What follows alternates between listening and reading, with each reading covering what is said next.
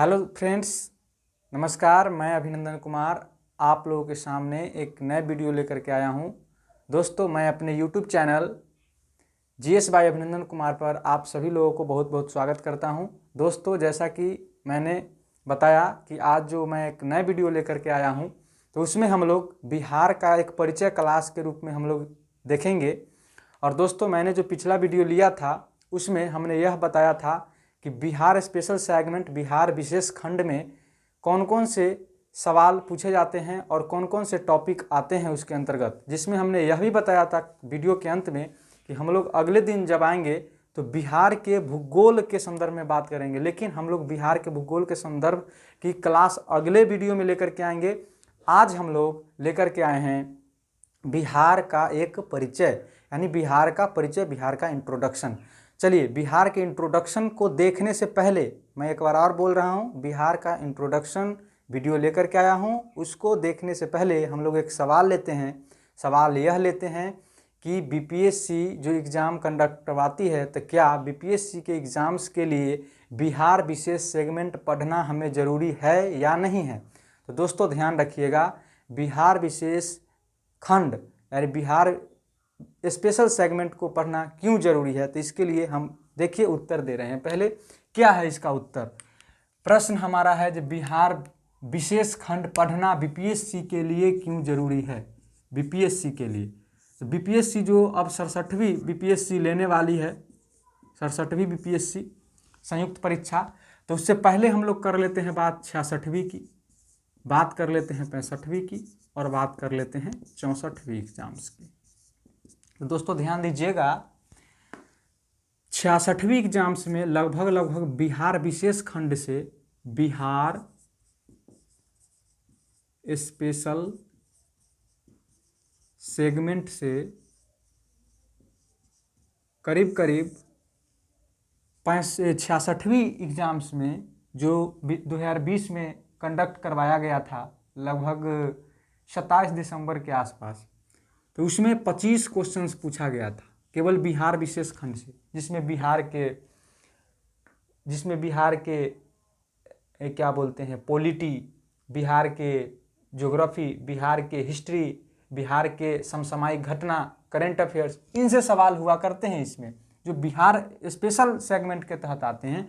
और उसी से केवल 66वीं बीपीएससी में 25 क्वेश्चन, 65वीं में हमने एनालिसिस किया तो देखा जब 65वीं में पूछा गया था 26 क्वेश्चन के आसपास, 64वीं में करीब 31 क्वेश्चन के आसपास पूछा गया था।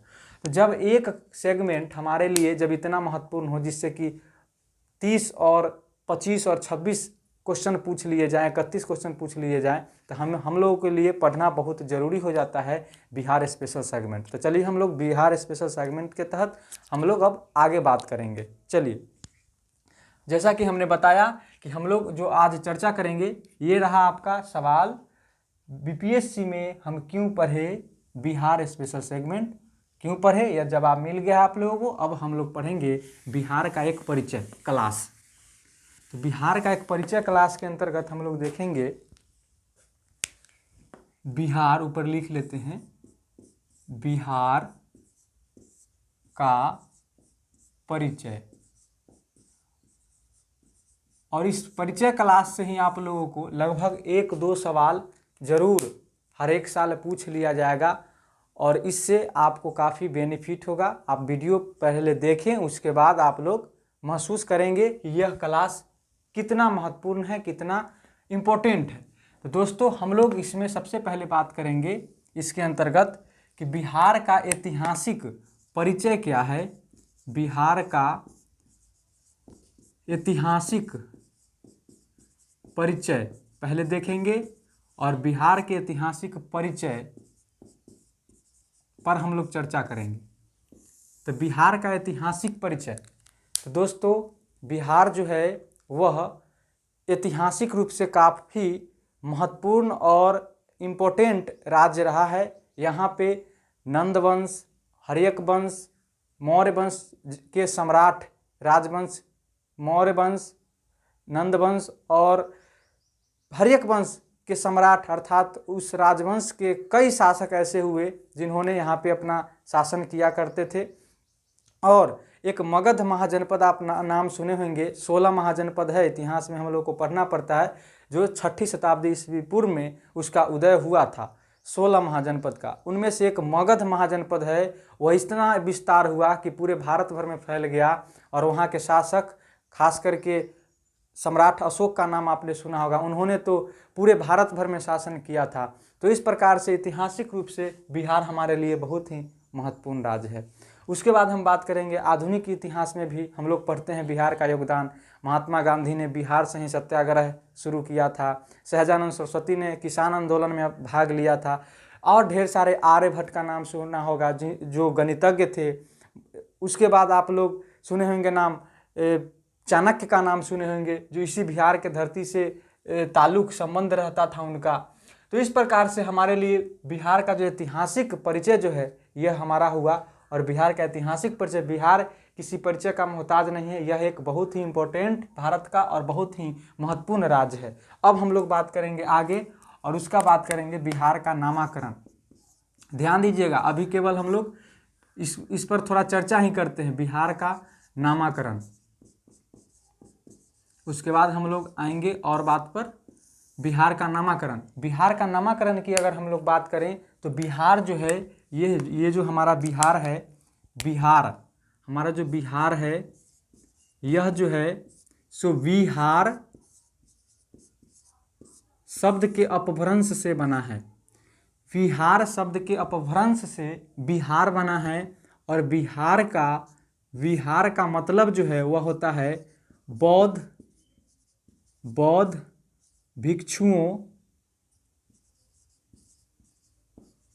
भिक्षुओं के निवास स्थल। ध्यान दीजिएगा दोस्तों, जब हमारे देश में, हमारे बिहार में जब बौद्ध धर्म का जो स्थिति था काफ़ी परचम पर हुआ करता था, बौद्ध धर्म के मानने वाले लोग हमारे देश में जब बहुत ज़्यादा हुआ करते थे, उस समय की बात है, प्राचीन भारत की बात है। उस समय बिहार में ढेर सारे बौद्ध भिक्षुओं के रहने का स्थान हुआ करता था। उन्हीं स्थान को, उन्हीं निवास करने वाले स्थल को विहार कहा जाता था, और इसी बिहार से हमारा बिहार बना है। तो ध्यान रखिएगा, ये हो गया बिहार का ऐतिहासिक परिचय और बिहार का नामाकरण से संबंधित बात।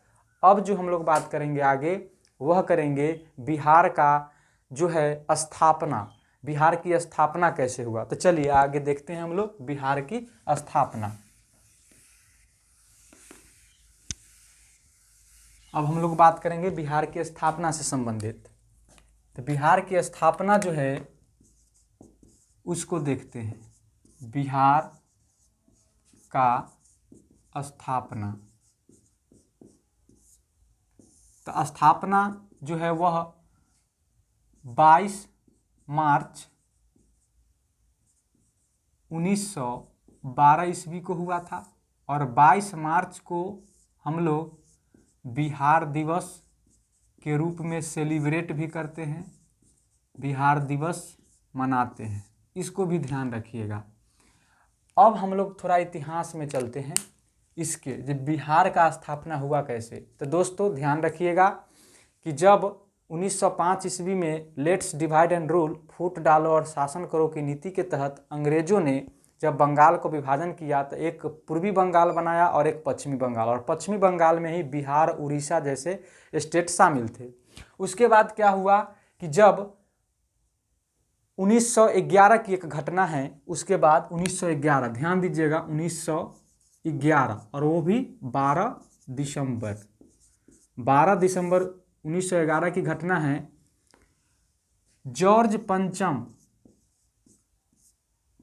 जॉर्ज पंचम ये जो है वह ब्रिटेन के सम्राट बने थे, ठीक है। हाल फिलहाल में जॉर्ज इस समय में, इस समकालीन यानी 12 दिसंबर 1911 ईस्वी के समय में जॉर्ज पंचम जो है वह ब्रिटेन के सम्राट बने थे। और ये जो सम्राट बने थे, तो इन्हीं का जो ताजपोशी होने वाला था, तो ताजपोशी का एक समारोह आयोजित किया गया था, भव्य समारोह, जिसको शाही दरबार बोला जाता है, शाही दरबार लगाया गया था। कहाँ? तो दिल्ली में। कहाँ लगाया गया था? दिल्ली में। इसीलिए इसको दिल्ली दरबार भी बोला जाता है, दिल्ली दरबार। और यह कौन सा दिल्ली दरबार था? तो तृतीय दिल्ली दरबार। कब लगाया गया था? तो 12 दिसंबर 1911 ईस्वी को जॉर्ज पंचम ब्रिटेन के सम्राट थे, उन्हीं का ताजपोशी होने वाला था। तो इन्हीं का जो एक समारोह आयोजित किया गया था ताजपोशी के लिए, उसी में शाही दरबार लगा, जिसको बोलते हैं शाही दरबार। और यह तृतीय शाही दरबार था, जिसको दिल्ली दरबार भी कहते हैं, क्योंकि दिल्ली में लगा था इसीलिए। तो दिल्ली दरबार लगा था 12 दिसंबर 1911 ईस्वी को। इसी दरमियान ये कहा गया कि अब बिहार को एक अलग प्रांत के रूप में गठन कर दिया जाएगा, ऐसा घोषणा किया गया। कब? तो 12 दिसंबर 1911 ईस्वी को। ध्यान दीजिएगा। उसके बाद क्या हुआ कि 22 मार्च 1912 ईस्वी को, करीब करीब 3 महीना बाद 22 मार्च 1912 ईस्वी को एक अधिसूचना जारी करके यह कह दिया गया कि बिहार अब एक अलग प्रांत होगा। और उसी समय से बिहार जो है उसी दिन से अपना बिहार दिवस मनाते आ रहा है। उसके बाद से और 1 अप्रैल 1912 में बिहार पूर्ण रूप से अपना सुचारू रूप से, बिहार में जो भी सचिवालय का काम वगैरह होता है वह सुचारू रूप से चालू हो गया, अर्थात बिहार एक राज्य के रूप में काम करने लगा। कब से? तो 1 अप्रैल 1912 से। लेकिन बिहार अलग कब हुआ? तब 12 मार्च 1900। बिहार की स्थापना कब हुआ? तब 12 मार्च 1912 ईस्वी को। लेकिन जो एक राज्य जो अपना काम सुचारू रूप से चालू करता है तो वो कब किया? तो 1 अप्रैल 1912 से बिहार अपना सुचारू रूप से काम शुरू कर दिया, सचिवालय वगैरह का काम शुरू हो गया था 1 अप्रैल 1912 ईस्वी से। और 12 मार्च 1912 ईस्वी को बिहार एक अलग राज्य के रूप में गठित हुआ। इसीलिए 12 मार्च को हम लोग बिहार दिवस सेलिब्रेट करते हैं। तो चलिए, ये रहा बिहार की स्थापना से संबंधित बात। अब हम लोग आगे की ओर बढ़ते हैं और आगे जो हमें पढ़ना है वह बिहार का क्या पढ़ना है? तो बिहार का पढ़ना है भौगोलिक परिचय थोड़ा सा, क्योंकि भौगोलिक परिचय जो है वो हम लोग भौगोलिक स्वरूप, भौगोलिक परिचय, ये हम लोग बिहार के भूगोल के दौरान हम लोग ज़्यादा गहराई से पढ़ेंगे। उससे कई सवाल पूछे जाते हैं, लेकिन थोड़ा सा हम लोग इस पर प्रकाश डालने का प्रयास करेंगे। बिहार का भौगोलिक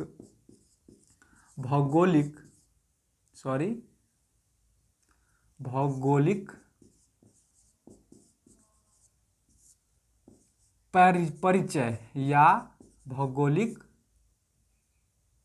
भौगोलिक स्वरूप। चलिए, तो इसको ध्यान दीजिएगा, बिहार का भौगोलिक परिचय या स्वरूप। तो सबसे पहले हम एक छोटा सा एक डायग्राम लेते हैं, मैप टाइप के लेते हैं, बिहार का एक मानचित्र लेते हैं।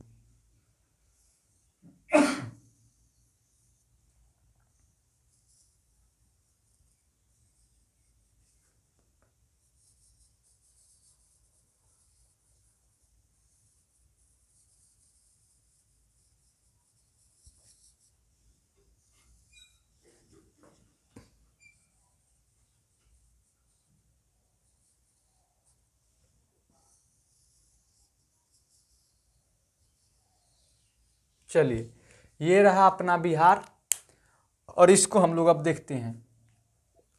तो ध्यान दीजिएगा, सबसे पहले हम बात करेंगे बिहार का भौगोलिक परिचय में कि बिहार जो है वह उसका आकृति कैसा है। तो बिहार का जो आकृति है वह है आयताकार। कैसी आकृति है?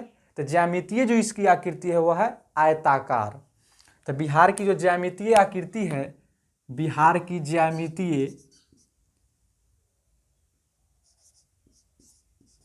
ज्यामितीय आकृति वह जो है वह आयताकार है।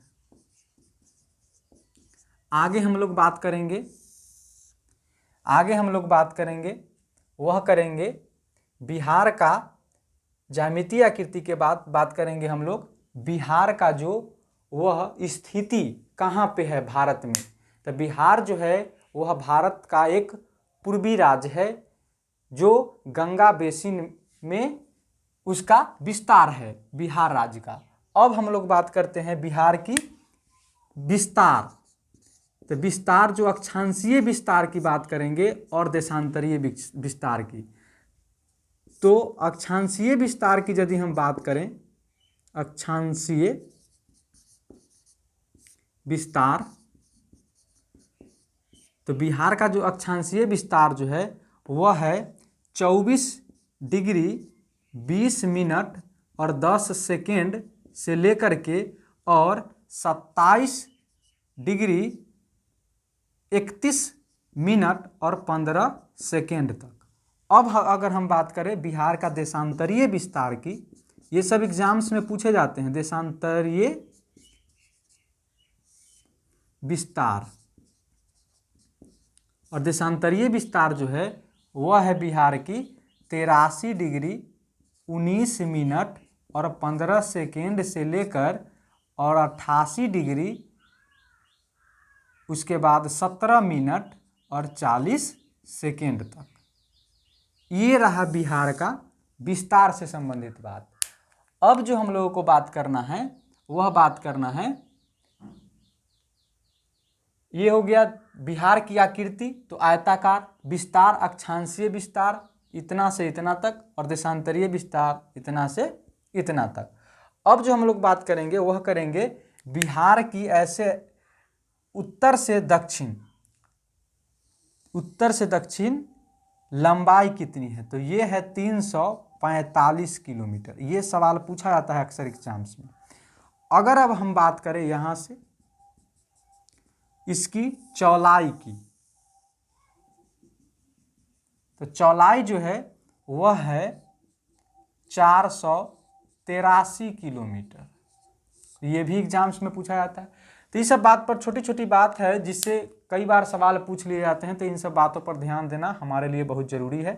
तो ये हो गया बिहार की जो है वह लंबाई जो है वह 345 और चौड़ाई जो है पूर्व पश्चिम में वह है 483 किलोमीटर। अब हम लोग बात करेंगे बिहार के संदर्भ में आगे, उसको ध्यान दीजिएगा। बिहार के जो उत्तर में है वह नेपाल है, जो इसके साथ अंतर्राष्ट्रीय सीमा लगता है, ठीक है। उसके बाद बिहार के पूर्व में है पश्चिम बंगाल, इसको ध्यान दीजिएगा। पश्चिम बंगाल राज्य है भारत का एक। और पश्चिम में जो है वह है यूपी, उत्तर प्रदेश पश्चिम में, और दक्षिण में जो है वह है झारखंड, झारखंड राज्य, भारत का एक राज्य झारखंड राज्य, जो 15 नवंबर 2000 ईस्वी को भारत से अलग हुआ था, ठीक है। अब हम लोग बात करेंगे, देखिए एक और बात थोड़ा आपको बता दें कि झारखंड जो है वह बिहार से ही अलग होकर के लगभग 46% भाग बिहार से अलग होकर के झारखंड राज्य बना है। उसके बाद हम बात करें 1 अप्रैल 1936 ईस्वी को बिहार से ही उड़ीसा अलग हुआ था, 1 अप्रैल 1936 ईस्वी को। ये भी ध्यान रखिएगा थोड़ा, ये भी एग्जाम्स में पूछा जाता है कि बिहार से उड़ीसा कब अलग हुआ, बिहार से झारखंड कब अलग हुआ। तब 15 नवंबर 2000 ईस्वी को झारखंड अलग हुआ और 1 अप्रैल 1936 ईस्वी को उड़ीसा अलग हुआ। ये बात को ध्यान रखिएगा। और बिहार की स्थापना कब हुआ, तब 22 मार्च 1912 ईस्वी को। ये बात भी ध्यान रखना है। अब हम लोग बात करेंगे, इसमें कर रहे थे बात सीमा की, तो बिहार के उत्तर में नेपाल, बिहार के पूरब में पश्चिम बंगाल, बिहार के पश्चिम में उत्तर प्रदेश और दक्षिण में झारखंड राज्य। तो इस प्रकार से ये इसकी सीमाएं हो गई। अब बात करेंगे कि बिहार के जो जिला हैं वह नेपाल के साथ बिहार के कौन कौन से जिला सीमा साझा करते हैं। तो एक है यहाँ पे पश्चिम चंपारण, दूसरा जो है वह है पूर्वी चंपारण, तीसरा जो है वह है सीतामढ़ी, चौथा जो है वह है मधुबनी, पांचवा जो है वह है सुपौल, छठा अररिया और सातवां जो है वह है किशनगंज। तो 1 2 3 4 5 6 7। अब हम लोग बात करते हैं इधर यूपी के साथ, ठीक है। यूपी के साथ। तो यूपी के साथ जो है एक पश्चिम चंपारण, 2 गोपालगंज, 3 सिवान, 4 सारण, 5 भोजपुर, 6 बक्सर और 7 रोहतास और 8 कैमूर। टोटल कितने जिला लगे? तो यूपी के साथ 8 जिला सीमा साझा करते हैं। अब हम बात करते हैं झारखंड से। देखिए यहाँ तक जो है ये एरिया जो है, यहाँ से ऊपर यूपी है और इधर झारखंड। तो झारखंड के साथ ये जो कैमूर वाला पार्ट है, कैमूर, इसका सीमा नहीं लगता है, लेकिन रोहतास का लगता है झारखंड के साथ। ठीक है, तो यहाँ पे हो गया 1 रोहतास, 2 औरंगाबाद, 3 गया, 4 नवादा, 5 जमुई, 6 बांका और 7 भागलपुर और 8 कटिहार। तो इस प्रकार से 8 जो हैं वह जिला झारखंड के साथ सीमा साझा करते हैं बिहार के। उसके बाद हम बात करते हैं पश्चिम चंपारण से।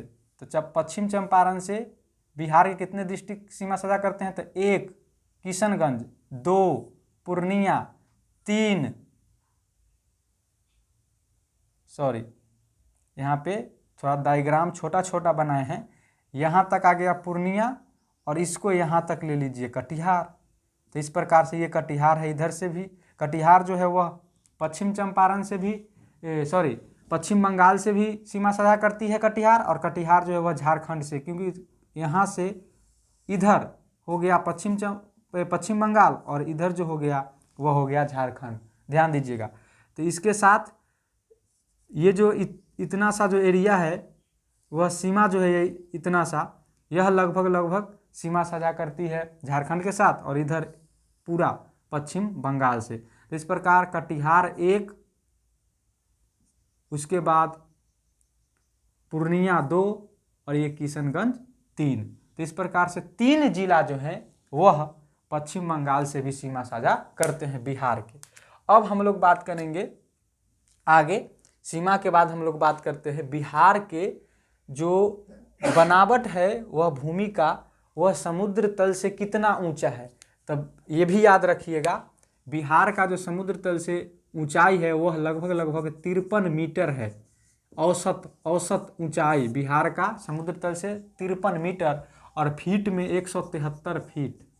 173 फीट, ये ध्यान दीजिएगा, 173 फीट। और उसके बाद हम लोग ध्यान देंगे आगे कि बिहार का सबसे बड़ा जिला कौन है क्षेत्रफल में, तो वह है पश्चिम चंपारण। और सबसे छोटा यहाँ पे सीतामढ़ी के बगल में है एक जिला छोटा सा शिवहर। तो ये सबसे छोटा है क्षेत्रफल के हिसाब से। सबसे बड़ा जिला जनसंख्या में है वह है पटना, और सबसे छोटा जो है वह नालंदा के बगल में है एक छोटा सा जिला शेखपुरा, वह जनसंख्या में सबसे छोटा जिला है। अगर हम बात करें आगे बिहार के जनसंख्या घनत्व की, तो जनसंख्या घनत्व जो है वह बिहार का है 1106 व्यक्ति प्रति वर्ग किलोमीटर। और अगर हम बात करें लिंगानुपात की, तो लिंगानुपात जो है वह है बिहार की 918 महिला प्रति 1000 पुरुष पर, यानी 1000 पुरुष पर बिहार में 918 महिलाएं हैं। और शिशु लिंगानुपात की बात करें, शिशु लिंगानुपात,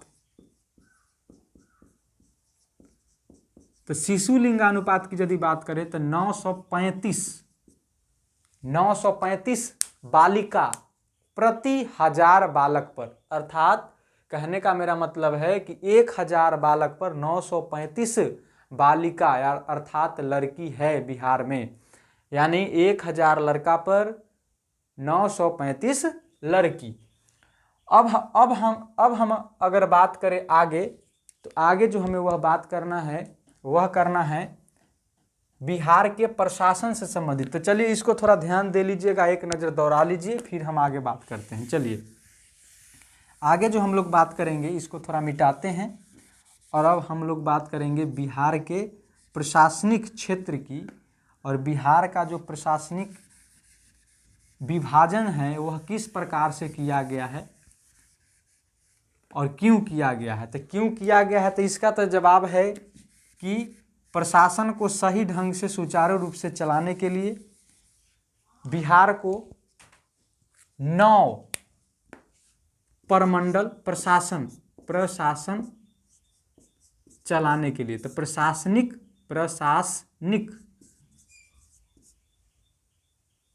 विभाजन, प्रशासनिक विभाजन, तो 9 प्रमंडलों में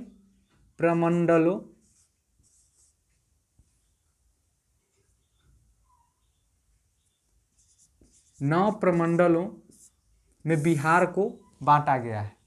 उसके बाद बिहार को 38 जिलों में बांटा गया है। पहली बात ये। दूसरी बात, तीसरी बात, बिहार को 101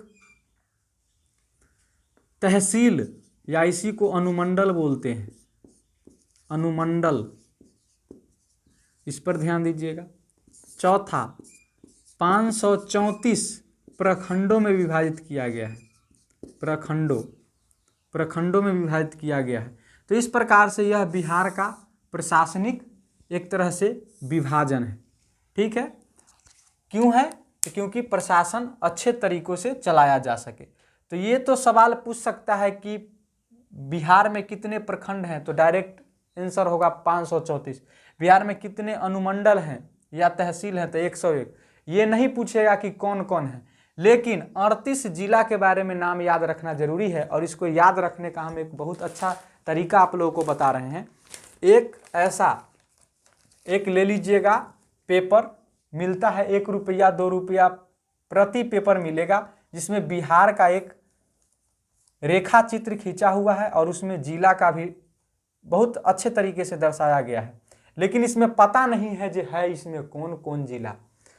तो इसके लिए सबसे पहले बगल में एक पॉलिटिकल मानचित्र रखिएगा, बिहार का राजनीतिक मानचित्र, और पहले देखिएगा ये कौन जिला है, ये कौन जिला है, ये कौन जिला है, पहले याद कीजिएगा और इस पर प्रैक्टिस कीजिएगा, तो आपको आसानी से याद हो जाएगा। जैसे में ये पश्चिम चंपारण है, ये पूर्वी चंपारण है, ये पटना है, ये वैशाली है, ये सारण है, ये मुजफ्फरपुर है। इस तरह से आपको याद हो जाएगा। ये बांका है, ये जमुई है, ये नवादा है, ये गया है, ये कैमूर है, ये रोहतास है, ये अरवल है। तो इस प्रकार से आपको याद हो जाएगा आसानी से, जिस तरह हमें याद है। उसके बाद हम लोग बात करते हैं प्रमंडल की। तो प्रमंडल कितने हैं उसको हम लोग देखेंगे, और किस प्रमंडल में कौन कौन से जिले आते हैं उसको हम लोग देखेंगे। तो इसीलिए हम लोग बिहार के जो एक ये मानचित्र है, एक रेखा चित्र है, इसको हम लोग मिटाते हैं और ये भी मिटा रहे हैं। चलिए,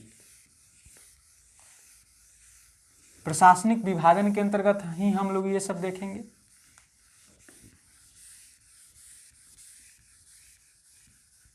चलिए आइए, अब हम लोग बात करेंगे बिहार का जो प्रमंडल है वह कौन है, और किस प्रमंडल के कौन कौन से प्रमंडल हैं, और किस प्रमंडल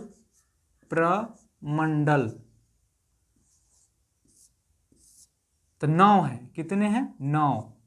पहला ध्यान दीजिएगा, पहला जो प्रमंडल है वह हम लोग लिखते हैं पूर्णिया जिला के नाम पर है, पूर्णिया प्रमंडल।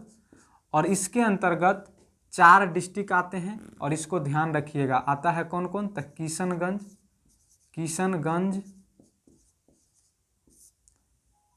चलिए हम लोग लिखेंगे तो समय थोड़ा ज़्यादा लगेगा, इसके लिए हम लोग बोल देते हैं और लिख देते हैं डायरेक्ट। इसके अंतर्गत कितने आते हैं, तो 4।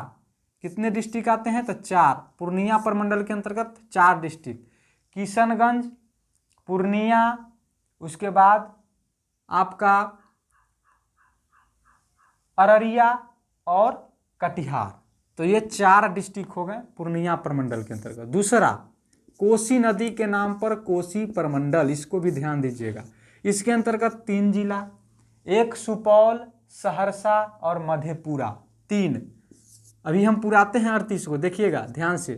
तीसरा दरभंगा, दरभंगा प्रमंडल, और दरभंगा प्रमंडल के अंतर्गत भी 3 जिला, कौन कौन?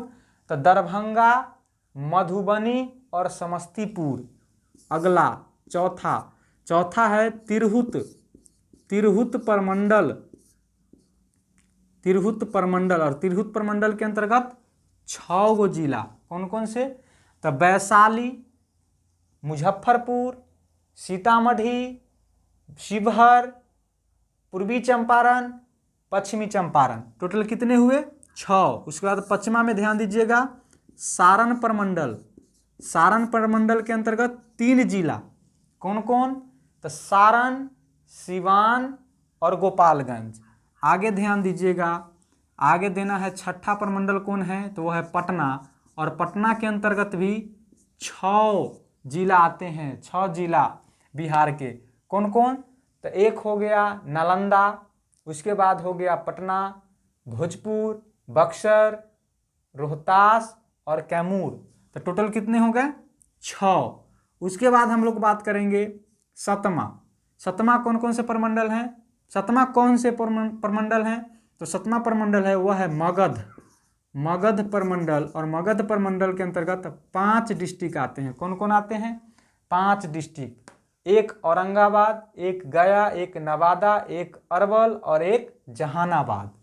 उसके बाद 8 में ध्यान दीजिएगा, वह है मुंगेर प्रमंडल, मुंगेर प्रमंडल।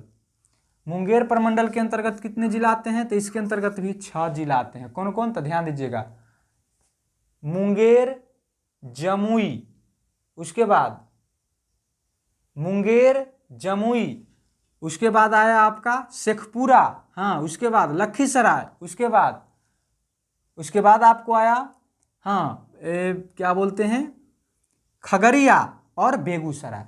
कौन कौन से आया? फिर से एक बार नाम याद कीजिए, एक आया मुंगेर, जमुई, लखीसराय, शेखपुरा, बेगूसराय और खगड़िया, 6 जिला।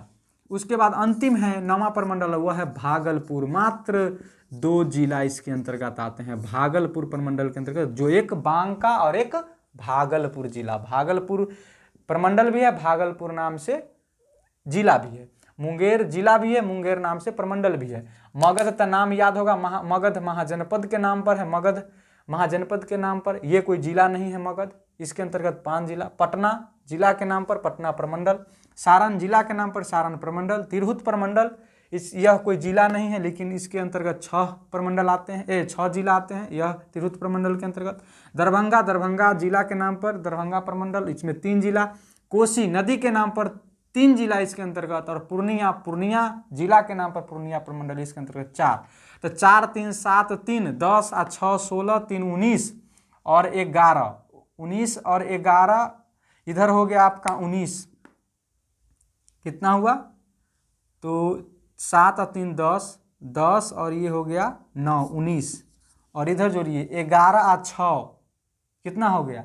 तो 17, 17 और 2 19, और 19 और 19 को जोड़ दीजिएगा तो हो जाएगा 38, टोटल 38 जिला। तो इस प्रकार से अलग अलग प्रमंडल जो हैं उसमें अलग अलग जिला जो है वह कौन कौन से आते हैं, इसको थोड़ा सा ध्यान दीजिएगा, क्योंकि इस पर एक सवाल पूछा था 66वीं बीपीएससी में, उसको हम लोग लेते हैं सवाल को तुरंत जल्दी से, सवाल अब समय भी नहीं है, जल्दी से एक सवाल लेते हैं। वह सवाल था कि बिहार के ऐसे कौन प्रमंडल हैं, बिहार के कौन से प्रमंडल है, बिहार के ऐसे कौन 2 प्रमंडल है, ऐसे बिहार के ऐसे कौन 2 प्रमंडल है, कौन 2 प्रमंडल है जो गंगा नदी से नहीं लगती है, यानी गंगा नदी के साथ सीमा नहीं लगाती है। तो ध्यान दीजिएगा, ये जो हमारा कोसी प्रमंडल है इसमें है दरभंगा, उसके बाद मधुबनी और है समस्तीपुर। तो ये इस पर ध्यान दीजिएगा, कोसी नहीं, ये दरभंगा प्रमंडल में है, वो हम गलत बोल गए, थोड़ा ध्यान दीजिएगा। कोसी प्रमंडल में है वह है सुपौल, सहरसा और मधेपुरा। यह जो है वह गंगा नदी से, इसमें से कोई जो जिला है, तीनों में से कोई जिला वह सीमा साझा नहीं करती है। तो एक इसका उत्तर हो गया कोसी, पहला उत्तर हो गया कोसी। दूसरा उत्तर जो होगा इसका होगा मगध। मगध का कोई डिस्ट्रिक्ट जो है वह गंगा नदी के साथ सीमा साझा नहीं करती है। कैसे? तो इसमें है पहला औरंगाबाद, दूसरा जो है वह है गया, तीसरा है नवादा, चौथा है अरवल और पांचवा है जहानाबाद। और इस पांचों में से कोई डिस्ट्रिक्ट गंगा नदी के साथ सीमा नहीं लगाती है, इसीलिए दूसरा उत्तर जो हो जाएगा यह हो जाएगा मगध। और इस प्रकार से दो ऐसे प्रमंडल हैं जो बिहार के, जो गंगा नदी के साथ नहीं लगती है। तो इस प्रकार से ध्यान रखिएगा। ये है रहा मतलब प्रमंडल से संबंधित बात। अब हम लोग आगे बात करते हैं, इस पर ध्यान दीजिएगा। चलिए, ये बहुत ही इंपॉर्टेंट बात सब है, ध्यान दीजिएगा। आगे जो हम लोग बात करेंगे, चलिए अगर लिख लिए होंगे या ध्यान से देख लिए होंगे तो अब हम लोग मिटाते हैं इसको। अब हम लोग बात करेंगे बिहार परिचय के रूप में ही आगे, और आगे हमारा जो बात होगा वह होगा थोड़ा सा जनसंख्या से संबंधित बात हम लोग किए ही हैं। थोड़ा सा कौन बड़ा जनसंख्या के मामले में बड़ा जिला है, छोटा कौन है, लिंगानुपात, जनसंख्या घनत्व देख लिए। उसके बाद जो जनसंख्या और जनसंख्या वितरण से संबंधित आगे एक भूगोल में हम लोग नए टॉपिक के रूप में लेकर के आएंगे, वो अलग मैटर है। लेकिन अब जो हम बात करेंगे वह करेंगे बात बिहार के प्रतीक। और बिहार के प्रतीक से भी कई बार सवाल पूछ लिए जाते हैं। बिहार के प्रतीक, बिहार के प्रतीक पहला जो है वह है, ले लीजिए, बिहार के चिन्ह कौन है? राजकीय चिन्ह। तो राजकीय चिन्ह, तो राजकीय चिन्ह कौन है? तो बोधि वृक्ष, बोधि वृक्ष। अब आइए दूसरा, राजकीय पशु, राजकीय पशु कौन है? तो बैल, बैल। ध्यान दीजिएगा कितना सहनशील और कितना मेहनती पशु है बैल, ध्यान दीजिएगा। उसके बाद राजकीय पक्षी, और पक्षी जो है वह है गौरैया, ठीक है। उसके बाद चौथा ध्यान दीजिएगा, राजकीय हमारा हो गया मछली। राजकीय मछली कौन है? तो राजकीय मछली जो है वह है देसी मांगूर, देसी मांगूर। अब जो हम लोग बात करेंगे वह करेंगे पचमा और पाँच में राजकीय फूल, और राजकीय फूल जो है वह है गेंदा। अब जो हम लोग बात करेंगे छठा, वह बात करेंगे राजकीय वृक्ष, और राजकीय वृक्ष जो है वह है हमारा पीपल, पीपल का वृक्ष। सतमा जो हम लोग बात करेंगे वह करेंगे राजकीय भाषा कौन है? तो राजकीय भाषा पता है, देश का अपना मातृभाषा हिंदी भाषा। और आठवां जो है वह उसको ध्यान रख लीजिए, द्वितीय राजकीय भाषा, द्वितीय राजकीय भाषा बिहार का राजकीय भाषा, राजकीय भाषा, और वह है हमारा उर्दू। कौन है? उर्दू। इसको ध्यान रखिएगा। तो इस प्रकार से ये बिहार के प्रतीक से संबंधित अभी तक हमने जो टॉपिक जो पॉइंट लिए उन सभी से अक्सर एग्जाम्स में सवाल पूछ लिए जाते हैं। एक चीज़ छूट रहा है, उसको भी हम इसी में बताने जा रहे हैं, और वह है हमारा बिहार में जो लोकसभा के सीट कितने हैं, राज्यसभा के सीट कितने हैं, इन सभी बातों पर हम लोग थोड़ा सा चर्चा कर लेते हैं तुरंत जल्दी से। चलिए आइए, उससे भी कई बार सवाल पूछे जाते हैं। चलिए आगे हम लोग जो बात करेंगे वह करेंगे बिहार में लोकसभा के सीट कितना है, यानी लोकसत्ता से संबंधित सीटों का बंटवारा करेंगे हम लोग। लोकसत्ता, तो पहला हम लोग करेंगे बात लोकसभा, दूसरा बात कर लेते हैं राज्यसभा, तीसरा बात कर लेंगे हम लोग विधानसभा, और बिहार जो है वह, बिहार का जो विधानमंडल है, विधानमंडल वह जो है वह द्विसदनीय है, द्विसदनीय है। अर्थात जिस तरह अपने देश में द्विसदनात्मक संसद है, लोकसभा और राज्यसभा, उसी तरह हमारे राज्य बिहार में द्विसदनीय विधानमंडल है, विधानसभा और विधान परिषद, इसको भी ध्यान रखना है। और देश के 6 ऐसे राज्य हैं जहाँ पे विधान परिषद है। विधानसभा तो सभी राज्य में है, लेकिन 6 ही राज्य ऐसे हैं जहाँ पे विधान परिषद है, उसको भी थोड़ा नाम याद रख लीजिए। विधान परिषद कौन कौन में है तो इसको ध्यान दीजिएगा। एक है बिहार और बिहार के सटले यूपी, एक है तेलंगाना और तेलंगाना के सटले आंध्र प्रदेश, और एक है हमारा महाराष्ट्र और महाराष्ट्र के सटले कर्नाटक। तो इस प्रकार से जोड़ा में याद रखिएगा सटले सटले, तब 6 राज्य याद रहेगा। एक होगा बिहार, बिहार के सटले यूपी, एक हुआ आंध्र प्रदेश, आंध्र प्रदेश के सटले हो गया तेलंगाना, और एक हो गया महाराष्ट्र और महाराष्ट्र के सटा हुआ कर्नाटक। इस प्रकार से 6 राज्य भारत के हैं जहाँ पे विधान परिषद है। और हमारा भी जो विधानमंडल है वह द्विसदनीय है, अर्थात एक विधानसभा और विधान परिषद। तो हमारा विधान परिषद में टोटल 75 सीट हैं, और विधानसभा में 243 सीट हैं, और राज्यसभा में हमारे यहाँ 16 सीट हैं, और लोकसभा के हमारे यहाँ 40 सीट हैं। और इस एक और बात ध्यान दीजिएगा, अनुसूचित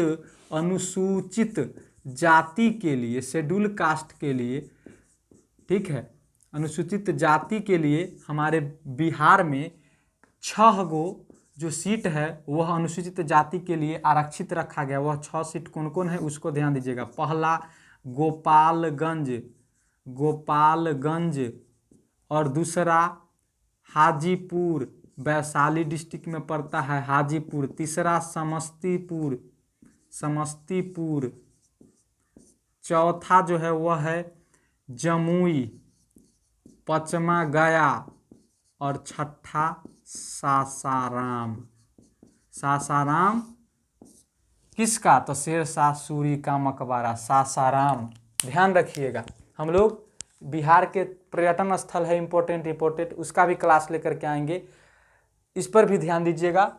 और सबसे पहले आज जो हम लोग लोक सत्ता की बात की, इस पर ध्यान दीजिए। तो आज के लिए हमारा क्लास जो है यह इतना ही रहेगा, और इस सब को ध्यान रखिएगा। अक्सर बीपीएससी एग्जाम्स में इससे सवाल आएंगे और पूछे जाते हैं। हाँ, एक सवाल, एक जो है पॉइंट और हम लोग देखेंगे, याद आ गया है, और उसको देख लीजिए।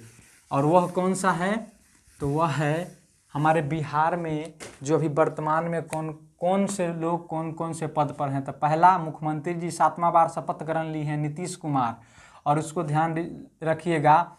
पहला तो मुख्यमंत्री, तो मुख्यमंत्री कौन है, तो मुख्यमंत्री जो हैं श्री नीतीश कुमार हैं, नीतीश कुमार। उसके बाद अगला ध्यान रखिएगा, दूसरा हमारे राज्यपाल, तो राज्यपाल कौन है, तो राज्यपाल हैं गवर्नर, वो हैं फागू चौहान।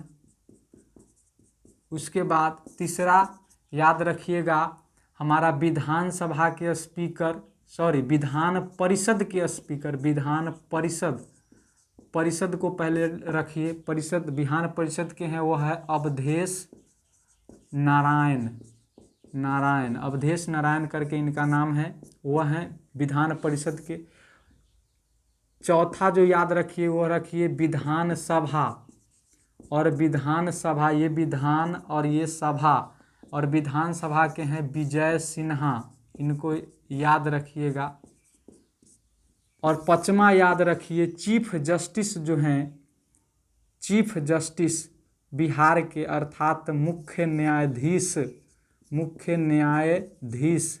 बिहार के उच्च न्यायालय के मुख्य न्यायाधीश कौन हैं, तो ये हैं संजय करोल, इसको ध्यान रखिएगा। तो आज का सेशन यहीं तक, अगले दिन पुनः हम लोग नए वीडियो के साथ मिलेंगे।